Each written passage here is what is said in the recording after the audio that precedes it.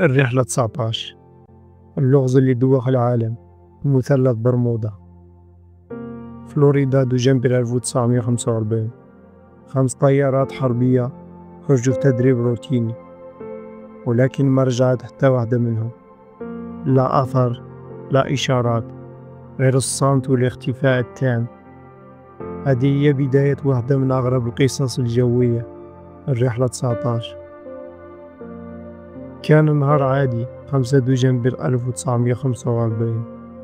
القاعدة العسكرية في فلوريدا كتوجد 5 طيارات من نوع أفنجر باش يديروا تدريب بسيط على الملاحة الجوية. الطيارين كانوا محترفين والمهمة ما كانتش معقدة، ولكن شي حاجة ما كانتش عادية، لأن الرحلة هذه ما عمرها وصلت للنهاية ديالها. الساعة كانت قرابة 4:30. القاعدة بدات كتسمع نداءات غريبة من قائد الرحلة. الصوت ديالو كان فيه ارتباك، كان كيقول غريب. حتى البوصلة مبقاتش خدامة. القاعدة حاولت تهدئو وتساعدو يرجع للمسار، ولكن كل دقيقة كانت كتزيد الطين بلة. قال ليهم أن الأرض اللي تحتو ما كتشبهش لفلوريدا، كأنهم تايهين في عالم آخر. واحد من الطيارين الآخرين خرج بصوت متقطع وقال: احنا داخلين في الماء، العواصف كتحاصرنا. ومن بعد الصمت المطلق، 5 طيارات تبخرت في الهواء.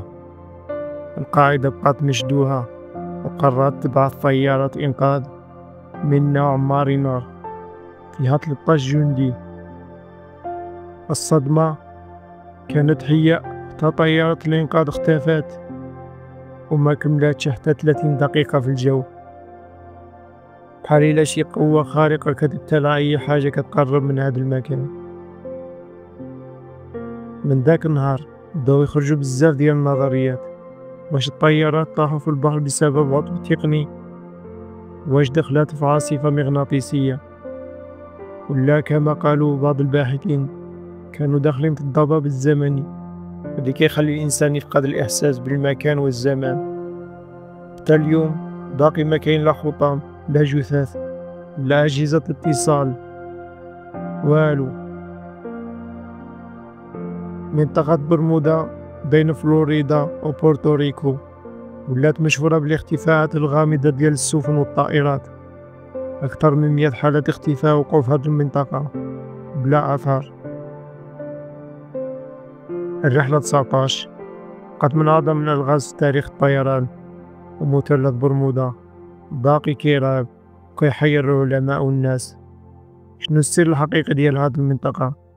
واش غادي يجي نهار وينكشف المستور، ولا غادي يبقى لغز أبدي وسط المحيط؟ هذه كانت قصة الرحلة 19.